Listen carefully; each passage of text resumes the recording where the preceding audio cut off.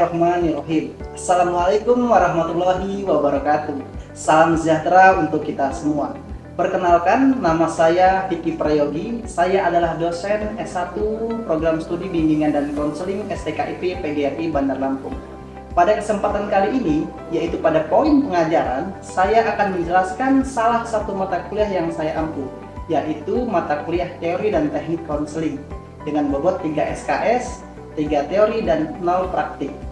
Mata kuliah ini merupakan mata kuliah wajib dalam rumpun keilmuan bimbingan dan konseling yang ditempuh pada semester 2. Mata kuliah ini menyajikan tentang konsep konselor sebagai pribadi dan profesional, persoalan-persoalan etika dalam praktik konseling, teori dan teknik konseling dengan pendekatan modern dan postmodern yang dapat diimplementasikan di berbagai setting.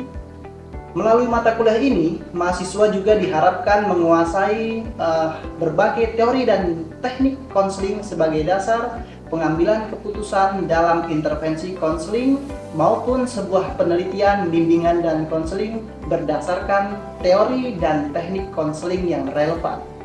Untuk capaian pembelajaran pada mata kuliah ini atau CPMK, itu terdiri pertama CPMK 1. Yang pertama adalah menginternalisasi nilai, norma, etika dalam perkuliahan ataupun dalam penyelesaian tugas perkuliahan baik secara mandiri maupun berkelompok. Ini termasuk dalam sikap dan juga keterampilan umum.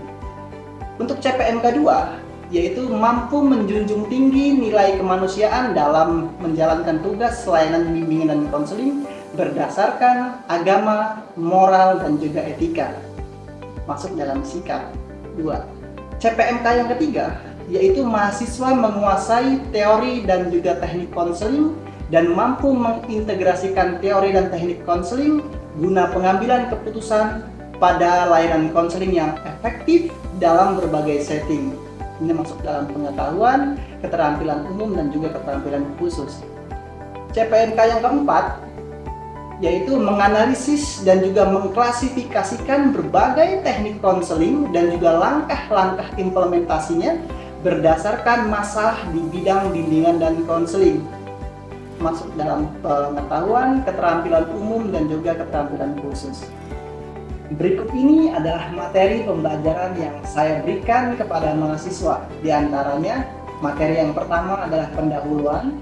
Sini seperti biasa merumuskan kontrak perkuliahan sampai pada konsep awal teori dan teknik konseling.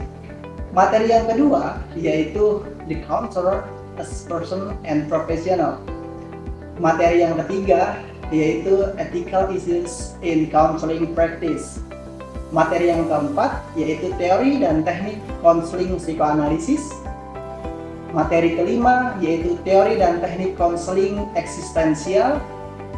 Materi yang keenam, teori dan teknik konseling berpusat pada pribadi atau person-centered counseling. Materi yang ketujuh yaitu teori dan teknik konseling perilaku atau behavior counseling. Materi yang kedelapan yaitu teori dan teknik konseling rasional emosi perilaku. Materi yang kesembilan yaitu teori dan teknik konseling kognitif tingkah laku atau CBT.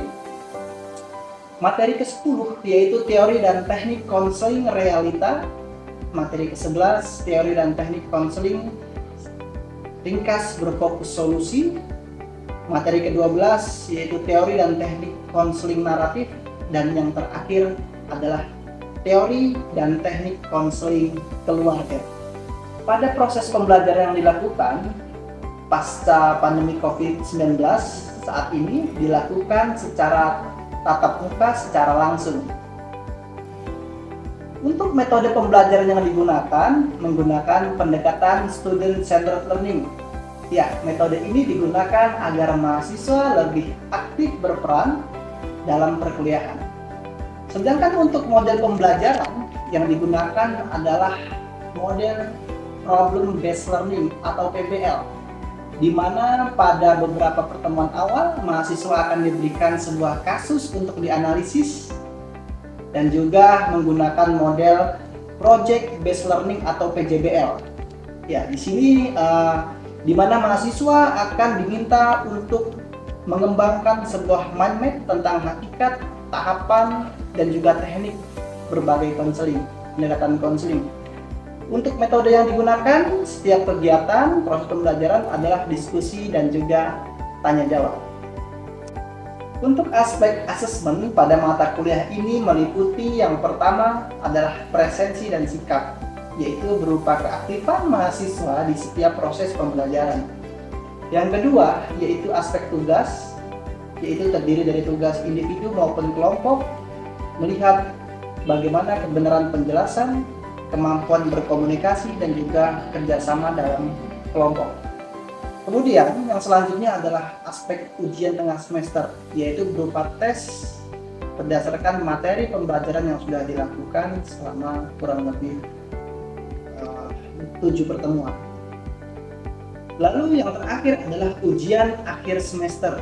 Di sini berupa proyek, yaitu menyusun sebuah mini research ya tentang intervensi, pendekatan dan teknik konseling berdasarkan permasalahan dalam bidang bimbingan dan konseling.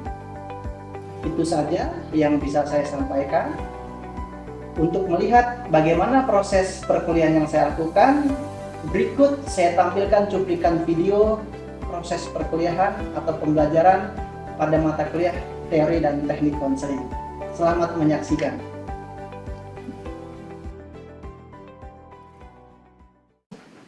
Oke, baik. Bismillahirrahmanirrahim. Assalamualaikum warahmatullahi wabarakatuh. Waalaikumsalam warahmatullahi wabarakatuh. Masya Allah. Semangat amat. Benar sekali. Gimana? Coba saya mau uji dulu, siap nggak kuliah hari ini? Ya, kalau kau siap kuliah tepuk tangan. Kalau kau siap terima materi tepuk tangan. Kalau kau siap kuliah, mari siapkan diri Anda. Kalau kau siap kuliah tepuk tangan. Tepuk tangan. Kita sebelum memulai seperti biasa kita berdoa dulu menurut kepercayaan dan juga keyakinan masing-masing. Nanti akan saya jelaskan ke depan ya. Mari untuk mendapat keberkahan dan juga hidayah dari Allah Subhanahu wa taala. Dan ketiga kita berdoa menurut kepercayaan dan juga keyakinan masing-masing. Berdoa mulai.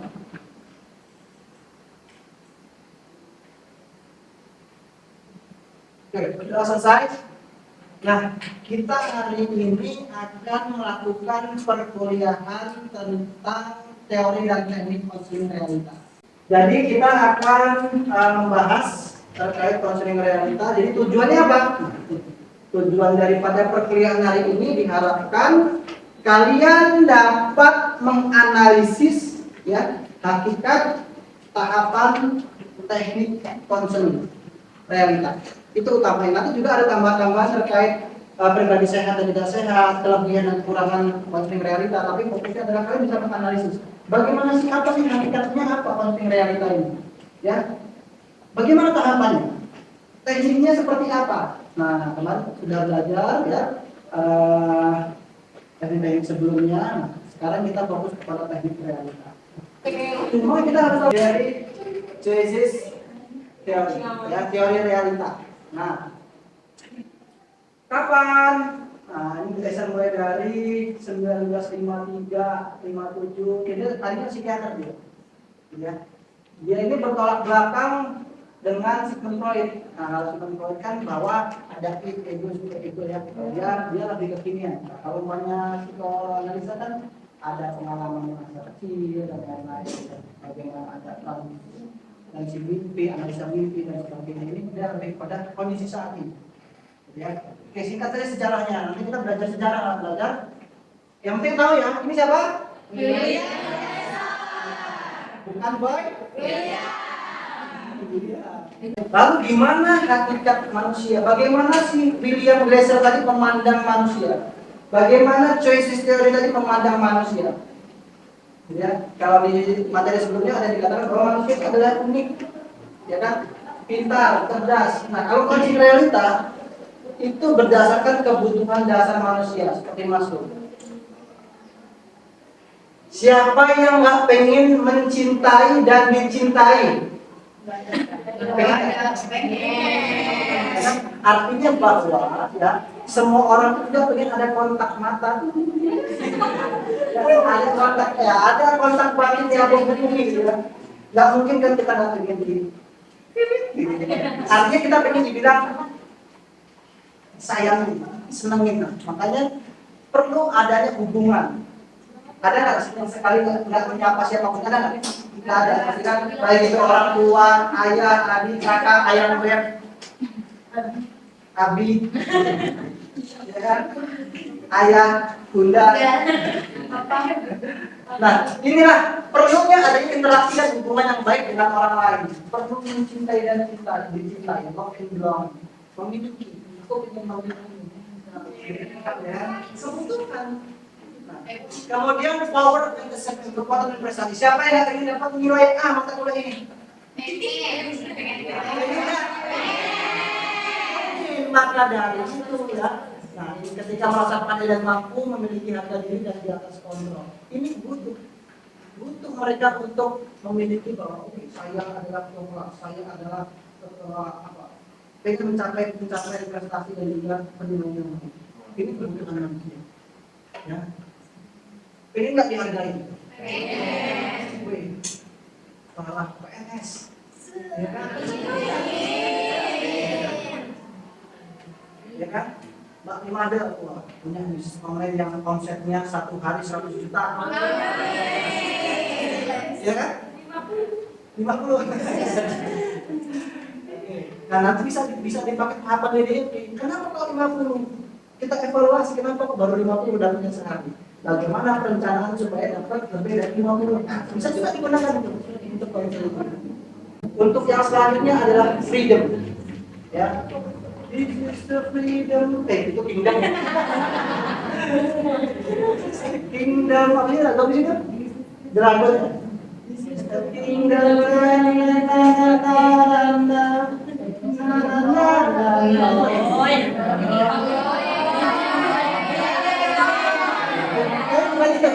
Ini freedom ini kebebasan, artinya terkadang ya kita tuh perlu membuat pilihan untuk hidup dengan tidak berlebihan dan tidak berguna. Aduh, kayak 2 hari ini habis capek ini mata kuliah Pak Fikri teori dan teknik konseling. Malah bisa ada yang buat ambil scouting cibiran. Bebas sementara, tapi tidak untuk berlebihan, gitu ya. Jangan sampai begitu. Langsung di rumah aja kan. Selanjutnya adalah perkembangan tingkah laku atau kita sebut biasanya di teori sebelumnya adalah struktur kepribadian. Ya, di sini dijelaskan bahwa kepribadian disusun sebagai usaha individu untuk menemukan kebutuhan fisiologis dan psikologis tadi. Kebutuhan fisiologi salah satunya olahraga, makan, psikologis tadi ya, senang, ya, pengen bahagia, ingin cinta. Jadi lebih kepada belakang. Lebih penting untuk mencintai dan dicintai, merasa dirinya berharga. Ada nggak di sini orang senang jelek loh, tapi lebih senang dihargai, cantik banget. Sebetulnya baru ya, bajunya di mana? Keren loh. Pengen dihargai. Wih, fotonya mantap, postingannya bagus. Mantap ya. Gitu. Nah, jadi setiap individu belajar bahwa untuk memenuhi kebutuhan itu tadi. Intinya adalah dari pengembangan tingkah laku itu, ya yang lama tadi, intinya adalah bertanggung jawab dan berorientasi pada realita. Tanggung jawab pada pilihan, ya, dan juga kenyataan yang ada. Jangan dilebih-lebihkan, nggak sanggup beli iPhone ya jangan beli iPhone. Memaksakan diri. Memang butuh dari pengen dihargai, tapi jangan sampai memaksakan. Nanti jadi nggak sesuai dengan realita kenyataan. Ya, gaya hidup lebih besar, tekanannya lebih besar maka ya makin berat. Oke. Nah ini konflik realita tidak terikat pada filsafat deterministik dan kemajuan manusia. Intinya adalah dari hal ini adalah kita bisa mengarahkan diri kita sendiri. Kita mau apa sih? Apa sih yang dipilih ini? Kita mau kemana sih? Tahu kita bisa direction diri kita menentukan arah kita mau kemana. Bukan yang hanya bingung, tahu-tahu tidur. Ya. Doleser menetapkan pribadi sehat dan tidak sehat. Yang sehat seperti apa? Yang baik seperti apa? Yang pertama adalah mampu memenuhi kebutuhan dasarnya. Nah, ini sehat. Tapi kalau dia nggak pengen dicintai atau nggak pengen mencintai, berarti tidak sehat. Adanya keamanan mengevaluasi hidup. Ya, kemampuan mengevaluasi hidup. Kira-kira apa yang sudah saya lakukan untuk kehidupan saya ini sudah baik atau betul? Baik atau salah? Ya. Kemudian bertindak dan berbuat secara efektif. Baik atau buruknya dipertimbangkan. Ini dia, tapi dia berpikir. Kemudian adanya kemampuan mengontrol perilakunya. Nggak asal aja berperilaku yang jelek atau yang nggak diinginkan. Dia tahu, dia bisa mengontrol dirinya. Saya bisa melakukan A, B, C. Bukan sampai pada melampaui batas tadi. Om, iPhone om. Oke? Ya. Kemudian adanya sikap 3R tadi, right, responsibility dan juga kenyataan. Nah, yang tidak sehat seperti apa? Nah, kebalikannya, gagal dalam memenuhi salah satu kebutuhan dasar. Orang umumnya itu manusia itu makan, dia nggak makan gara-gara putus sama ayahnya. Wow. Aku nggak mau makan kalau kamu nggak datang ke tempat sekarang. Ya kan? Pokoknya aku nggak mau, aku mati aja. Aku nggak bisa hidup tanpa kamu. Artinya dia butuh dicintai. Nah, kalau dia cuma oke, bisa lihat ke saya sebentar ya. Jadi sudah saya bagi semua ya, untuk kertas pelangi sudah dibagi semua ya? Sudah. Sekarang silahkan, tadi kalian sudah membaca tulisan bahan yang saya berikan melalui Google Drive. Sudah dianalisis ya? Sudah. Kalian coba buat mind mappingnya ya, mind mapping kembangkan dari hasil analisisnya ya. Kemudian buat mind mappingnya. Oke, ada yang ditanyakan? Kendala? Tidak ada. Apa yang menjadi bingung menganalisis tadi? Iya Pak, aman? Silakan dibuat mind map-nya, kira-kira apa saja yang menjadi teknik konseling realita ya, kemudian nanti bisa dipresentasikan. Oke, siap, tidak aman kayaknya ya? Enak ya, rasanya di bawah ya? Oke, siap. Ya, Pak, pakai apa ini? Pakai ATM? Iya. ATM-nya besok kayaknya perlu ada penggaris besok. Iya, Pak. Iya. Oke. Kelompok tahapan bagaimana? Bisa lancar, aman? Sukses. Sukses. Sudah dianalisis ya tadi. Apa saja yang pertama tahapannya? Ada one, doing, evaluation, sama training. Ada 4 tahap. Sip. Aman? Aman, Pak. Ada kendala? Enggak ada, Pak. Ada, Pak. Membingungkan atau menyenangkan? Menyenangkan. Gambar-gambar ya? Iya, Pak. Oke, lanjut. Kalau ada yang nggak paham bisa tanya ke saya. Ya, Pak. Kalau ada yang tidak atau kurang paham boleh tanyakan ke saya. Assalamualaikum warahmatullahi wabarakatuh. Izinkan saya mewakili kelompok hakikat konseling untuk menjelaskan terkait apa itu hakikat konseling. Yang pasti sebelum kita mengetahui lebih lanjut apa itu hakikat konseling, kita harus tahu dulu yang namanya pengertiannya, yaitu lewat religi terapi konseling.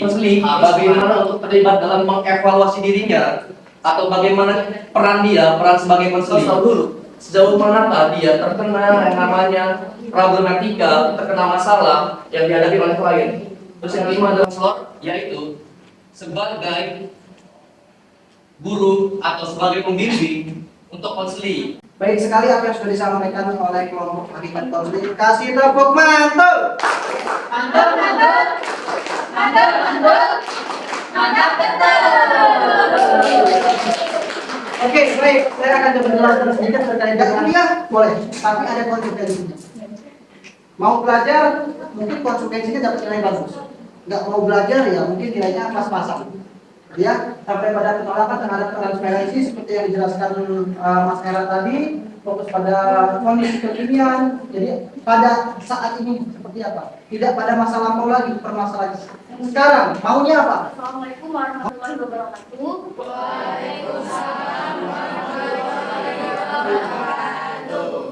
Kami dari kelompok tahapan konseling realita akan mempresentasikan hasil aplikasi pemahaman materi kami tentang tahapan konseling realita. Perubahan di dalam memodifikasi tingkah lakunya.